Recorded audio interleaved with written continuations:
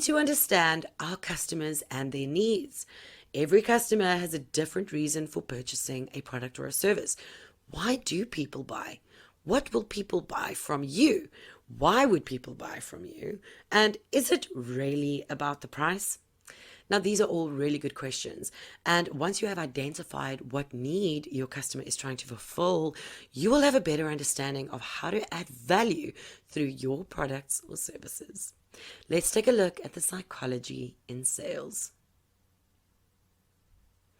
So, successful salespeople firstly understand the psychology behind selling and continuously develop and improve their skills around this topic. Let's take a look at some of the key principles in the psychology of sales. I am sure that many of you will have a couple of light bulb moments. I know that when I first learned about these psychological principles, it was really, really great to just see it from a different perspective, and it really makes sense. So let's jump right in. The first psychological principle is reciprocation, reciprocity. So try saying that 5 times quickly. But reciprocity really means that you give before you get. So doing something for someone without expecting anything in return. This can be done in many ways relating to sales. Later on, in the topic of customer journey, we'll discuss different ways of engaging with a prospect.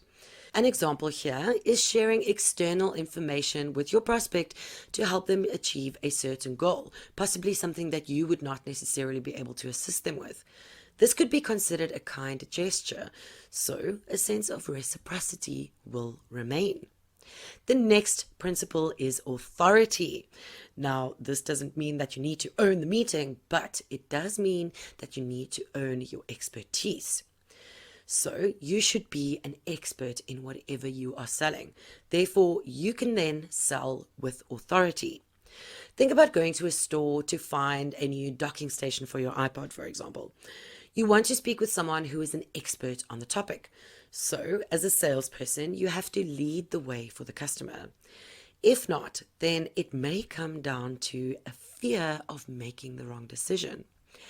And so what do people do when they are scared of making the wrong choices? They put it off, and there you have lost the sale. Just remember that most people also tend to be wary of someone who claims to know everything, as that may come off as disingenuous. So speak with authority, but be genuine. The next psychological principle that we look at today is commitment. So getting a commitment early on in the process increases your probability of closing a deal. From a psychological point of view, getting someone to commit early on is one of the best things that you can do as a salesperson, as we are a proud species as humans. We want to stick with our decisions, even if it becomes a little bit more difficult to stick to them later down the line. But getting a commitment early on greatly increases the probability of closing the deal. The next psychological principle that we take a look at is scarcity.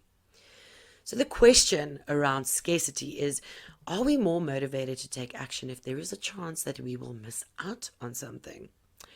Rare or unique objects hold more value for us than something that is readily available.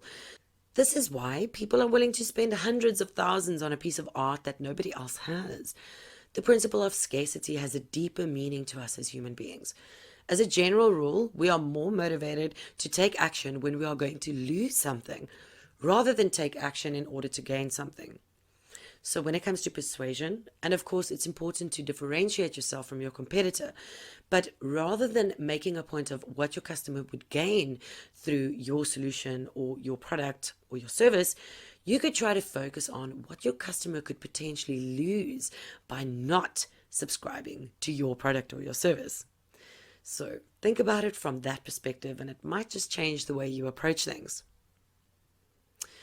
And now we take a look at liking.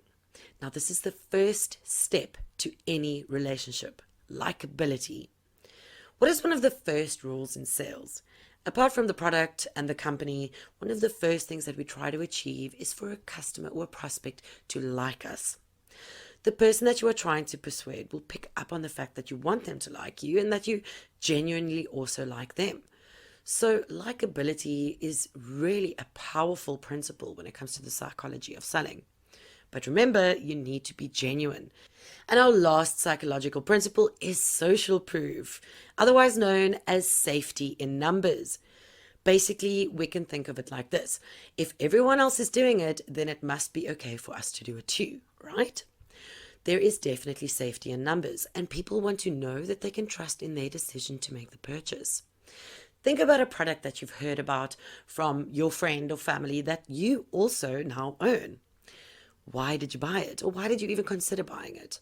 Because the referral of that product or service came from someone that you trust, someone that you know, and someone that you like. Similarly, in business, using a customer's competitor as a reference, for example, will social proof the idea that your product or service is trusted by their industry. Let's do a quick recap of the psychological principles, and I really hope that some of you had some light bulb moments go off there. It really makes sense when you look at it from this perspective. So the psychological principles we discussed today was reciprocation, giving before you get; commitment, which is something that is great to get early on; liking is very important because we buy from people that we like; authority is key, meaning that you need to be an expert in your field.